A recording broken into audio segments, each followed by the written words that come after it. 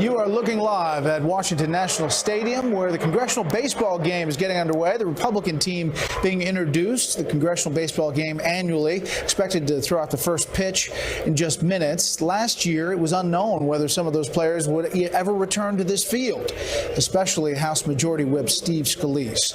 Today marks the one-year anniversary of the shooting at the Republican baseball practice where Scalise was severely injured. He is still recovering from those injuries and continues to walk with crutches or a cane, but he will be starting tonight at second base. He just tweeted out a picture walking out of the dugout. "I'm back in the game." Scalise also plans to pay tribute to the men and women who saved his life by wearing the hat of the Capitol Police. That is awesome. Thanks for inviting us into your home tonight. That's it for this special report. Fair, balanced, and unafraid. I bet that Martha MacCallum will have some of this game and highlights in just seconds. Martha? Yeah, we're not going to miss that moment. It's going to be really extraordinary, but thank you so much. So a live look once again at Nationals Park in Washington, D.C., where the ball game is bringing people together right now, which is definitely what we need. The congressional game about to get underway. And as Brett was just saying, Congressman Steve Scalise, who 1 year ago was shot and nearly bled to death on a baseball field, will be standing at second base. And here he is as he comes out. We're taking you live as it happens. Let's watch this for a moment.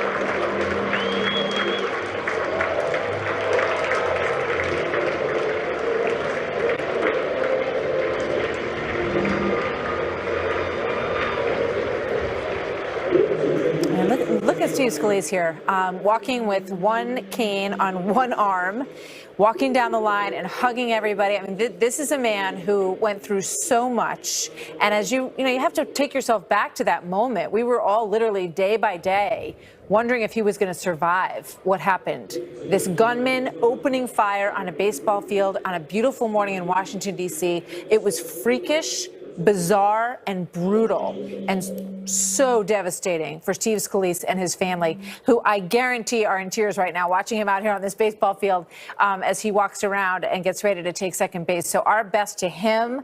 It is wonderful to see this tradition continuing tonight, and we will keep an eye on this really special moment at Nationals Park tonight as we watch the game. But first, there is another game to discuss tonight, and that is the future of the FBI. We need to hold ourselves accountable for the choices we make and the work we do. The OIG report makes clear that we've got some work to do.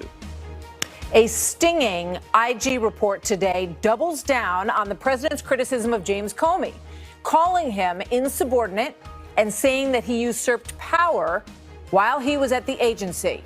But remember this? Aren't you concerned that that public trust has taken a hit because of the decisions you made? I think given what I knew at the time, these were the decisions that were best calculated to preserve the values of the institutions. It's a lie that the FBI was in tatters. It's a lie that I was estranged from that workforce. One of the proudest parts of my life was I love those people, and I think in the main, they felt it back. Tough report for James Comey and also for Loretta Lynch, who was called weak by the Inspector General and found that the agency was plagued with leaks. Trey Gowdy says the descriptions in this report, he says, this is not the FBI I know. This is not the FBI that our country needs. Congressman Eric Swalwell with his reaction in moments. But first, former FBI Deputy Assistant Director Danny Colson. Danny, good to see you this evening. I know that the men and women of the FBI you hold near and dear to your heart. Your thoughts as you listen to the fallout here? Well, I think we have to understand, Megan, this never was an FBI investigation. This was James Comey's investigation. He hijacked that investigation, took it away from FBI agents in the field who are not influenced by pressure or fear or politics, took it into his own office and never let the FBI do it. That's very disturbing to me that he did that. The FBI is intact. Christopher Wray did a magnificent job today putting this thing in perspective. This wasn't an FBI deal. This was a James Comey deal with his minions that sought to influence an investigation and end up not doing one. Yeah, what goes through your mind when you look at an exchange like this between Lisa Strzok and with Peter Strzok, excuse me, and Lisa Page. Page says in a text message, Trump is not ever going to become president, right? Right? And Strzok says, no, he is not. We'll stop it. Well, I think they did stop it. If you look at the animus in those emails and the bias, and then see what they didn't do, how they conducted this weak, ineffective, sophomoric investigation that did not use a grand jury, that didn't do hard-hitting investigations, and was conducted by people at a much too high level. They should have allowed FBI field agents to do that. They're tougher, they're harder, and they don't care about politics. Tanny, let me ask you a question. This is in the report that came out today, and this is what they say about the grand jury. It says, we found that one of the reasons for not using a grand jury for testimony involved concerns about exposing grand jurors to classified information. How does that wash with you? It's laughable. I did Iran-Contra. That involved a lot of classified material. We indict spies, and we expose the grand jury to it. That's a specious argument. I have a hard time with that. I've talked to other agents today and the former agents today. They all laughed at it, too. Grand juries, there's a process, Megan, to do that. It's Martha, but that's Martha, okay, Danny. I know. It's okay. I'm sorry. It's all right. But there is a process, and they didn't do it. Let me ask you one other here, because this also really stuck out to me in terms of the interview that they did with Hillary Clinton at the very end. And we know that the report was basically written before they even sat down with her. And the Inspector General says, we found that by the date of her interview, the mid-year team and Comey had concluded that the evidence did not support criminal charges. And then in parentheses, absent a confession or false statement by Clinton during the interview, and that the interview had little effect on the outcome of the investigation. How can that be? It can't be. It shouldn't be. And I think that's why we have to look at bias here. They were biased to come up with a conclusion. Whether the director didn't have the courage to go forward with a proper investigation or had a bias, I don't know the answer to that. But I know that it's not our job to make a prosecutive opinion. We do a complete, full investigation, give it to somebody else. They decide, not us. And you don't formulate your investigation based on a preconceived notion of innocence or guilt. Yeah. That's the way the FBI operates. But not in this case. I mean, I think it's interesting. There's all the headlines coming out of this, or many of them are, well, there was no bias in the investigation. When I actually started reading it, I couldn't understand where that takeaway really came from. But one other thing, because Christopher Wray spoke about this today, let's put up this chart that is part of the report that shows the pattern of leaks coming out of the FBI. So just, obviously at home, you can't really grasp this completely. But the little red circles in the middle are reporters. And then there are numbers that extend out, showing the number of exchanges between the reporter and people like, for example, the deputy assistant director, the staff operations specialist, the senior special agent, the general attorney, all going to this reporter person in the middle. And there are 3 different circles that show all of the myriad of contacts that were had. Is this the FBI that you know, sir? No, Martha, it is not. We have media people, and if you want something to go to the media, you go to them. They're the ones that have your relationship with the media, with networks or whoever. It's not the job of 1,000 people in the FBI to talk to the media. That's why we have leaks. And I think Christopher Wray addressed that today. Yeah. They're going to do a study to see what they should do, and what they should do is go back to what we did. Don't talk to them. Don't talk to me. I know FBI agents that I try to get stuff out of, and they don't talk to me. So there are a lot of good ones out there, and we all know it. Danny, thank you very much. It's good to speak with you tonight. The former agents will give you a little bit more, but good to see you tonight. So earlier this evening, I spoke to Democratic Congressman Eric Swalwell, who sits on the House Intel Committee, and I got his take. Given what we know now from the IG report, which calls Director Comey insubordinate, it says we found that it was extremely extraordinary and insubordinate for Comey to conceal his intentions to his superiors. It goes on to say that he usurped the authority of the Attorney General and did not accurately describe the legal position of the department prosecutors, which is pretty strong language there. So, given all this, do you think now, looking back, that the president was right to fire James Comey? No, absolutely not, Martha. And remember, this president, just weeks before the election, wanted to throw a parade for James Comey. He agreed with James Comey reopening the Clinton investigation. So he has no credibility on this. This report found that there were no crimes by Clinton, no bias at the FBI, and something that we all know, that James Comey is an imperfect man, just like we are all imperfect people, and that he could have done his job better. Yeah, this is good for democracy. Congressman, but when you look back at it, you sort of take a step back from all of this, and you look at the memo, and I know that it became complicated, but the memo that Rod Rosenstein wrote said that this investigation of Hillary Clinton was mishandled and that was the reason that James Comey needed to be fired. So, looking back at that, this is now sort of doubles down on James Comey's actions and why it would make sense. I mean, I would imagine if he was still in place now, there'd be a lot of questions about whether or not he needed to be fired. But that's a fair question, Martha. But do you think that President Trump was lying to Lester Holt? Because he told Lester Holt that he fired James Comey because of the Russia investigation. So if you think he was lying to Lester Holt, then maybe that is the case. I think he was telling the truth to Lester Holt. Don't you? You know what? He has cited a number of reasons, and we're all very aware of that soundbite, and I agree with you that he absolutely said that. But when you look at Rod Rosenstein's memo and all the reasons that he outlined, it just looks like the broader government would have to ask that question now, regardless of whether or not James Comey was still in office. Now, with regard to the fact that the 5 FBI agents have now been referred for investigation for bias as a result of this. Your thoughts on that?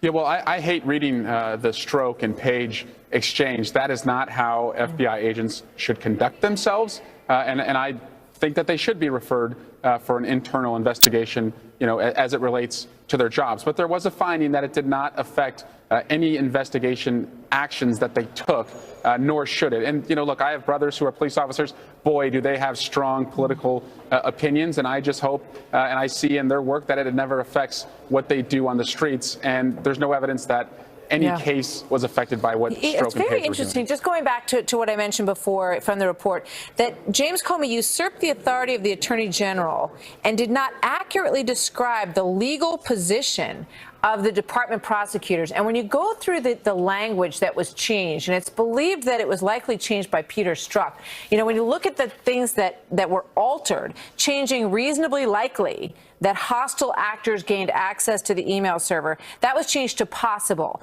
They also changed that she used private email to communicate with President Obama in hostile territory to that was a senior official. So when you look at all the softening of that language as it goes through, and then you look at the Strzok Page text message that says, we will find a way to stop it when it comes to a Trump presidency, it doesn't look good. No, it certainly doesn't look good. But, Martha, if they were out to hurt Donald Trump, why was there never a leak about the intensity of the Russia investigation or the serious contacts that Donald Trump's team had? If they really wanted to destroy Donald Trump, they would not have reopened the Hillary Clinton investigation. It seems like, in fact, they wanted to keep that under wraps. I just want to bring up one more thing. This is from Peter Strzok, a statement from Peter Strzok through his attorney. And it asked the question about the Hillary Clinton investigation, which, I know Democrats criticized the fact that hers was so public and that the Trump investigation was under wraps. It says there's simply no equivalence between an investigation into the possible mishandling of classified information and credible evidence suggesting that the presidential campaign of a major party candidate was actively colluding with a hostile foreign power in a way that could undermine the integrity of an American presidential election. I mean, he's citing that as if it's fact. At this point, we have no evidence that would support that. But that's why Peter Strzok claims that he had to move his attention so firmly over to this other campaign that he clearly did not want to succeed. Well, Martha, I would disagree. I would say that there is evidence to support what Peter Strzok is saying. There has not been a conclusion, though. Evidence, is not a conclusion. Evidence has to be weighed and tested, and that will bear out through, any future charges that are in addition to the 20 people who are already charged and the guilty pleas we've seen in the investigation. But there's a lot of evidence of collusion, and we'll see, what Bob Mueller brings. Yeah, we sure will. Thank you very much. Good to see you tonight. My pleasure. Congressman MacCallum. Thank you. Here now, Mark Thiessen, American Enterprise Institute scholar, former chief speechwriter for President George W. Bush and Fox News contributor, and Philippe Reines, former senior advisor to Hillary Clinton. Gentlemen, welcome. A lot to chew over today. Mark, what stands out? Actually, what I think, and it's good that Philippe is with us today, because I think the person that has been overlooked as the loser in this whole thing is Hillary Clinton. So Hillary Clinton, before today, we had heard from Comey's statement that there were probably her emails were compromised. In fact, the report today on page 144 says that they successfully determined classified information was improperly stored and transmitted on Clinton's email server, and classified information was compromised by unauthorized individuals to include foreign governments and intelligence services via cyber intrusion and other means. That is a huge, huge breaking news. We now have confirmation that Hillary Clinton's recklessness in handling classified information led to foreign intelligence services getting a hold of classified information. That's enormously big news. Yeah, there's another line to add to that before Philippe responds, which is that they also revealed that she was using her phone to speak to President Obama by email in hostile territory, and that they removed the name President Obama from it in the final report and called it a senior official. Philippe. Well, a couple of things. First, Hillary Clinton lost 18 months ago. You don't have to keep throwing the email at her. It was very effective. It worked. She's not president. Our current president uses his phone unsecured all the time, so we can set that aside too. So I would say, as does James Comey apparently. I am not going to defend James Comey at all over the next 7 minutes. Okay. He did not use good judgment, but the news of this report is twofold. One, it's that there was no bias, that everyone on Fox and otherwise, including Mark and you, Martha, with all due respect, who says that there was bias, that this was done to help Hillary Clinton. It's nonsense. It just flies in the face of any kind of logic. Second, what's interesting about this is that this is like Groundhog Day. Every month we're talking about the Nunes memo, we're talking about this. Everyone weaponizes these reports for their own good. And in this case, everyone on the right is saying, look at this report, look at this report. Whenever Bob Mueller comes out with his report, it's going to be, well, this report is deep state. Ignore it. I think you're probably right. No, I said the same thing to Mark. I think that's one of the things that's unfortunate about this. You look at the report and you know that people are going to take away from it what works for them. I really believe that I read through this today with as clear an eye as I possibly could, and I kept looking up at the TV, and all across the television sets in my office it was saying, no bias, no bias. And then I'm reading these things about everything they changed in the report to soften the language. I'm thinking, okay, so for what reason would they have done that? So it is. I think it's difficult, Philippe, to read through it and not to raise questions about what reason would they possibly have other than to try to make it easier for her in terms of changing all this language. He cost her the election. I mean, switch it for a minute. Switch it for a minute. Well, if on October 28th, well, let's actually go back. If on October 26th, Martha, I came on your show and I said, oh, there's something big coming, wink and nod. And then 2 days later, Jim Comey said, there's an investigation that the Russians are working in cahoots with Donald Trump. You guys would go crazy, legitimately so, because that is not his role. And that's what the report said. I mean, I come on Fairmount as a talking head. This is a little different for me. Next month is 16 years since I started for Hillary Clinton. And this is just what happened was not right. The FBI, no one conducted themselves well. Oh. And your chart on the wall is missing Rudy. I mean, how could it not be your interview with Rudy? My interview with Rudy? I didn't interview Rudy. But you did? No, 2 days before the election. Yeah. 2 days before the 28th, when he said there was a surprise coming. He did believe there was a surprise coming. He did say that. Here's a tweet from Hillary Clinton. She's looking at the fact that it says in here that Comey used his personal Gmail account to conduct official FBI business, according to and Hillary said, but my emails? So, Philip, we love having you, and I'm glad you're here. and no, I really appreciate your input, and I understand where you're coming from as you take a look at this in hindsight. And I got to leave it there, Mark. Philippe, right. Thank you very much, guys. Great to see you tonight. So, coming up next, it is the president's birthday today. Did you know that? And the Attorney General of New York gave him a lawsuit against him and his children, accusing them of illegal conduct with the Trump Foundation. Corey Lewandowski is going to respond to that from the Trump camp. But first, back to our Nationals Park and our national anthem.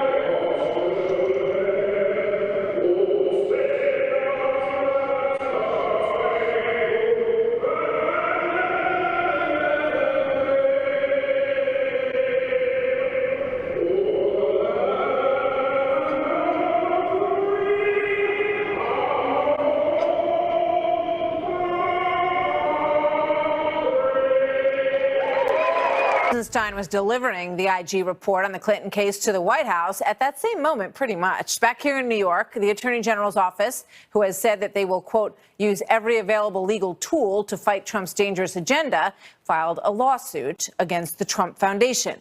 The suit, which specifically names the president's children, along with the president, Don Jr., Eric, and Ivanka, accuses the foundation of illegal conduct and alleges unlawful coordination with the Trump presidential campaign. New York Attorney General Barbara Underwood, who took over that position after Eric Schneiderman resigned in disgrace amid reports that he had abused women, she says this: the Trump Foundation was little more than a checkbook for payments from Mr. Trump or his businesses to nonprofits, regardless of their purpose or legality. Underwood seeking $2.8 million in restitution plus penalties and wants the foundation dissolved, which, by the way, the president wanted to do a long time ago when he ran for office, but they said they had to keep it open so that they could keep the investigation open. The president now says he will not settle this case. Corey Lewandowski is President Trump's former campaign manager and is co-author of Let Trump Be Trump. Good to see you this evening, Corey. Thanks for being here. Well, what do you think about this suit? Well, I think this is politics at its very worst. What we've seen is Eric Schneiderman thought he was going to make his political career going after Donald Trump and his family and the foundation. At the same time, he was asking them for donations when he was running for office. So that's the hypocrisy of New York politics. And now you look at what the Attorney General has said recently about this administration. Let me read it to you. It's very important. Battling the White House is the most important work I have ever done. That's what the Attorney General of New York has said. So if you don't think that her attacks on the Trump Foundation are a political vendetta, then nothing is. She is abusing her power as the Attorney General to go after a foundation which has donated tens of millions of dollars to charitable causes, and specifically those to help veterans. And I mean, Eric Schneiderman didn't really use his office at all to investigate the Clinton Foundation. He was a supporter of Hillary Clinton, but did not choose to use the office's resources to look into that at all. But in terms of the campaign and what they are accusing the campaign of, Corey, it does point to you directly with regard to the Iowa caucuses. And there's the email that you wrote to Alan Weisselberg, and the subject is Veterans Charities, and it says, is there any way we can make some disbursements this week while in Iowa, specifically on Saturday? Now, they're claiming that the foundation was used to funnel cash to certain organizations in order to, I guess, curry favor ahead of the caucuses. What do you say about that, Corey?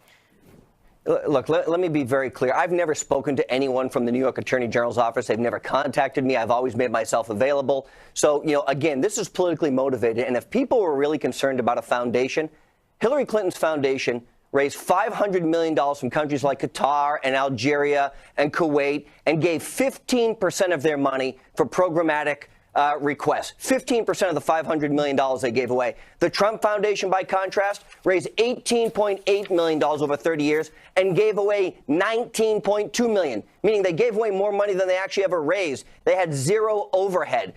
If you look at what the Trump Foundation has been giving, they gave $1,100,000 to the Marine Corps and Law Enforcement Association. That is the association that's tasked with, if you die in the line of duty as a United States Marine or as a law enforcement officer, this is the foundation that funds your kids' education. The Trump Foundation gave them $1.1 million. The Green Beret Foundation, the Navy SEALs Foundation. These are the premier foundations. The 22 Kill Foundation, which is designed to prevent the 22 individuals who kill themselves every day after they come back from suicide. Understood. This is where the Trump family gave their money. So I don't understand why there is any question that Mr. Trump and his companies that he controlled personally donated over $8 million to this foundation over the last 30 years, because that's the charitable individual that he is, and he should be praised for the work that he's done.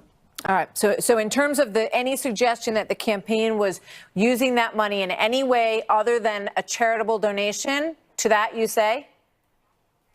Look, Martha, to the best of my knowledge, and I'm sure of this, all of the money that foundation gave, the Trump Foundation gave to recognized 501c3 charities in accordance with the law, and nobody's ever accused us of doing anything otherwise. And the president says he will fight this, which is basically his MO when these kind of things come up, correct? Well, you have to fight, because when you are politically targeted, this is politics at its worst. This is someone using their office, in this case, the Attorney General of New York, using her office to go after the Trump Foundation, which, as Martha, you said at the beginning, they offered to close the foundation a year and a half ago and settle any potential problems. And they said, no, we need to keep it open. And the New York Attorney General's office right now is holding almost $2 million of foundation money that they can't disperse to those charitable causes. Corey Lewandowski, thank you very much. We'll see where it goes. Good to see you tonight, sir. Thank you. Thank you. Coming up next, constitutional law attorney Jonathan Turley takes on the legal ramifications of today's two very big stories. The one we were just talking about, the Trump Foundation lawsuit, and the IG report on the Clinton probe with Jonathan Turley. Next, don't go away.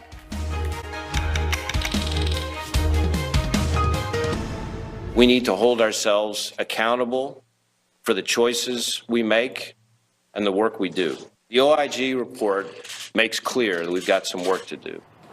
That was the FBI director a short time ago, Christopher Wray, acknowledging that his agency's work on the Hillary Clinton email probe was flawed after a DOJ watchdog report slammed the former FBI director as insubordinate, among other things. The report caused quite a stir in Washington, as you would imagine, and back here in New York, the Attorney General filed a lawsuit, chose today to do that, against the Trump Foundation. Jonathan Turley, constitutional law attorney and law professor at George Washington University, joins me. Always good to see you, Jonathan. Thank you very much for being here tonight. Thanks, Martha. You look through these text messages between these members of the FBI, and there's a whole other set that came out as part of this report where they're talking about how upset they are about the outcome, and they're so concerned that they had something to do with it, and how can they live with themselves as a result.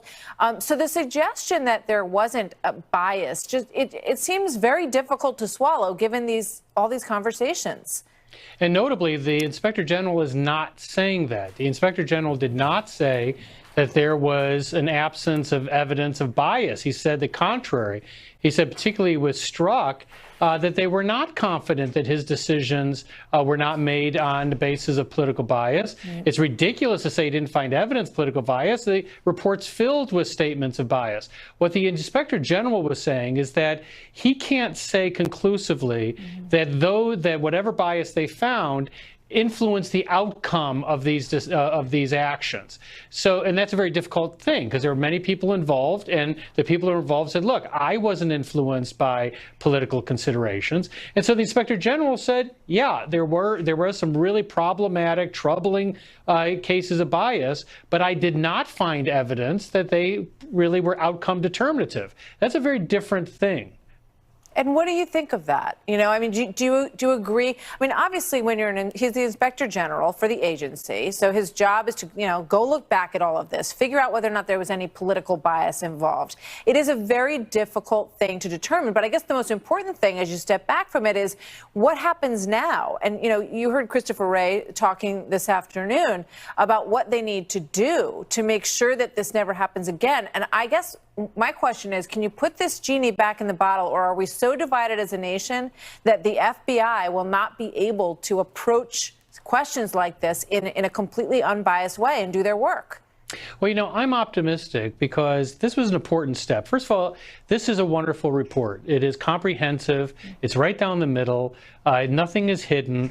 And he comes to a very honest conclusion that he can't say that bias produced these outcomes while detailing some examples of bias. He also said some things that are truly newsworthy, like the fact that Hillary Clinton was effectively hacked by foreign powers, and there was classified evidence that was compromised. Comey is now on the record once again for violating core Department of Justice rules and policies. That, by the way, is going to make it more difficult for Robert Mueller to proceed on obstruction on the basis of terminating Comey. This is another report of career officials saying, yeah, Comey really did act in violation of the rules. That touches on something that I find very interesting, because I spoke to Eric Swalwell about this earlier. If the Inspector General has found that James Comey basically gave reason to be fired by being insubordinate and by usurping power from the Department of Justice, but the president mentioned that he wanted him to leave because of the Russia thing, how does all of that sort of fadge. I mean, how do you put that together? And does it mean that the firing of James Comey overall was the right thing to do in retrospect? Well, the irony is that the best defense for President Trump on obstruction may be James Comey and this report. You'll notice the Inspector General said, I'm not going to make assumptions about how bias might have influenced the outcome. He said, I haven't found any documentary evidence that shows that that was the result. Well, that is basically the argument of the Trump team, that, yeah, maybe the president was thinking about Russia. Maybe he disliked Comey, but that there were legitimate reasons to do what he did. Precisely which Rod what the Rosenstein Inspector outlined General, in his memo. That's right, and that's exactly what the Inspector General decided today. Yeah. There were legitimate reasons for what they did, and he's not going to make assumptions of any violations of law. Fascinating. Jonathan Turley, always good to see you, sir. Thank you so much. Thanks, Martha. Up next, a veteran journalist provokes a head-scratcher about President Trump.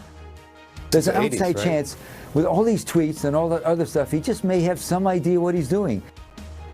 And Corey Stewart ran on the Trump agenda and just won the Republican Senate primary race in Virginia. His take on that after the break.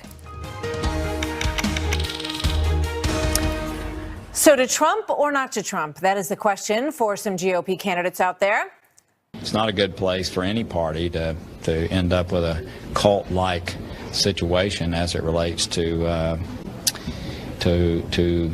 a president that happens to be purportedly of the same party. Well, it fits with what my opponent said last night. Her words were, "This is the party of Donald J. Trump." I don't believe it's the party of Donald J. Trump. So not supporting the president did not end up working out well for Mark Sanford, who you saw here last night. But supporting President Trump is working well for some others, including our next guest, Corey Stewart, who is self-proclaimed Trumpier than Trump. He has gotten a lot of attention for this contentious interview last night after winning the Virginia Senate primary. I don't agree with any of those things that you said.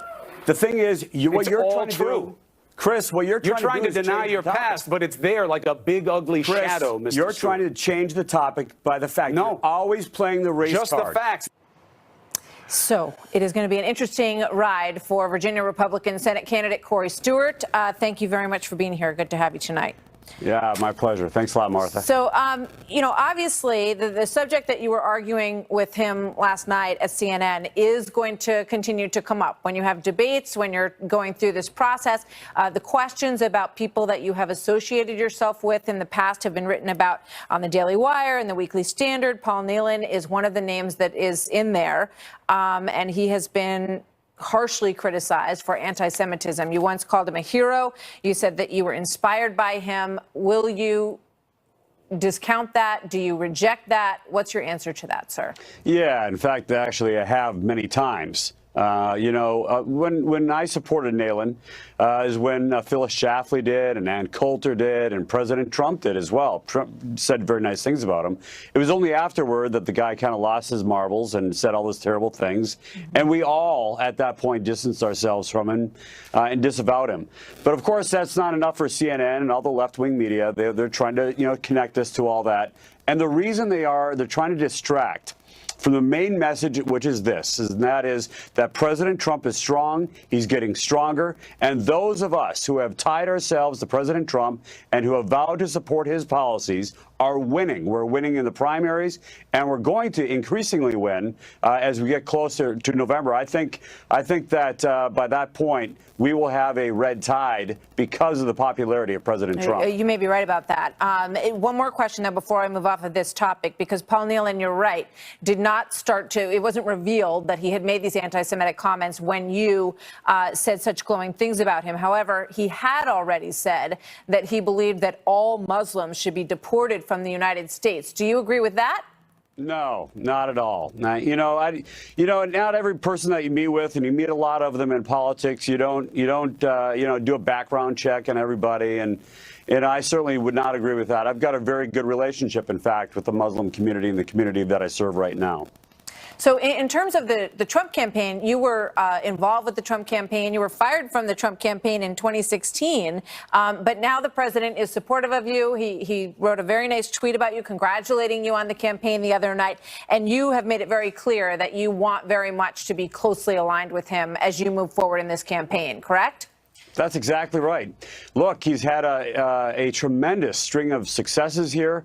The tax cut, which has led, and you can actually see it, I'm telling you, you can actually see the resurgence in manufacturing in particular in Virginia and Southwest Virginia and around the state. And now with this latest success in the Korean Peninsula, for the first time, we've got peace breaking out since 1950 in the Korean Peninsula. And you can't argue with that success. You know, you're going to run against Tim Kaine in the state of Virginia. Obviously, it's going to be a very tough race. It's always a tight race in Virginia. So tell me what, just very quickly before you go, what's your main strategy? What do you think his weakness is? That he hasn't done anything. I mean, Tim Kaine's been in office for 6 years. He's accomplished absolutely nothing. Not a single, even the Democrats admit, not a single accomplishment in the past 6 years. The only thing he's done is to run for vice president, and he didn't even do a good job at that. All right. Corey Stewart, thank you very much. Congratulations on your win, and thanks for answering the questions tonight. We'll see you soon. Thank you. So coming up in just a moment, we're watching the baseball game, too, as that plays out this evening. That was the walkout earlier of Steve Scalise exactly 1 year ago. The House Majority Whip was shot and seriously wounded and almost lost his life. But tonight, he is playing baseball in Washington, D.C. And also tonight, the Louisiana congressman, as we mentioned, yeah, he's out there playing. That's what we're saying. He's out there playing, and Steve Ducey's out there, too. And he joins us live from Nationals Park. So stick around for that. It's going to be awesome. There he is. Hi, Steve. We'll be right back. Who's running Congress? Everybody seems to be here. Nobody. There's nothing going on right now. Yeah, we're all here at the ballpark. So, as you know, the big congressional baseball game is going on tonight. I mean, it's hard to believe. We were there last year. We did a live broadcast from the game. It was a very moving night. Steve Scalise was in the hospital fighting for his life at that point. He had been gunned down with others at a baseball field outside of Washington, D.C. in a just horrific and enormously, obviously, unexpected, horrible attack that happened there. So tonight, they are back on the field. And here's what happened on the first play, okay? The leadoff batter hits a sharp grounder on the first pitch at the congressional baseball game right at Scalise, who fields it cleanly and throws out Democrat California Republican Ruiz at first. That courtesy of Chad Pergram, the play-by-play. He gives us the play-by-play all the time. Steve is here. Steve Ducey is at the game this evening. Now, there's a look at it. That's right. Thank you very much, Martha. I mean, you can't make that up. Hi, Steve. You cannot make that up. Absolutely right, Martha. We have spent the entire day with Steve Scalise. And, I know he's been practicing. I know he has had a dozen surgeries since 1 year ago today, when just a couple of miles from where we're standing right now here at Nationals Park, that crazed gunman came out with the long gun, the semi-automatic, and tried to kill as many Republicans as he could. Steve Scalise was down, pinned down. His teammates wanted to come and rescue him, couldn't. It wasn't until the brave action of the police officers, the Capitol Police, his personal security detail, that actually was able to neutralize the gunman, kill the gunman, and then everybody was taken to hospitals. Steve Scalise faced so much rehab, a dozen surgeries. He wanted to come back tonight. It has been his mission to be here and wave to the crowd, and he was able to do it. And so, Martha, for him to be able to, on the first play of the game, throw a Democrat out, I'm telling you, there wasn't a dry eye in the house. It was like a movie of the week. It was just too perfect. You know, Steve, I remember last year when I interviewed him after he came back, I asked him that, and I talked to the other guys on the team. I said, who's going to play second base next year? And they all looked at Steve Scalise and said, I think he is. And he said, I am. So it is so remarkable, and it's such a great moment. I'm so happy for him. I really am. Absolutely. And in addition to Mr. Scalise, the two Capitol police officers who were injured that day, they threw the balls out, the first two ceremonial pitches, and they threw them to two of the other guys who were actually struck by the gunman as well. And then Steve Scalise came in, and, we've been wondering what it was going to be like. It was great. He was here for about 2 innings. He had other official congressional duties to tend to. But I'll tell you what, there's just such a different feeling today. In fact, I was talking to the Speaker of the House with Steve Scalise about how different it was, and this is what he had to say. Our prayers are answered. Look at him. A year later, to the day, he's out there playing second base. God performs miracles. No words. Got no words. It's amazing. It was amazing. And you know what, Martha? It wasn't just the brave actions of the police, but it was his teammates a year ago today. So many of them jumped in. Doctors who are also Republican members of Congress. They got up, they put a tourniquet on him and other people and saved their lives. And that's why there are thousands of people here tonight trying to raise hundreds of thousands of dollars for area charities. And tonight, they saw a great show. Steve Scalise, ladies and gentlemen, is back in baseball. Great coverage. Thank you so much. It's great to see you tonight, Steve. Quick break, and we will be right back with more.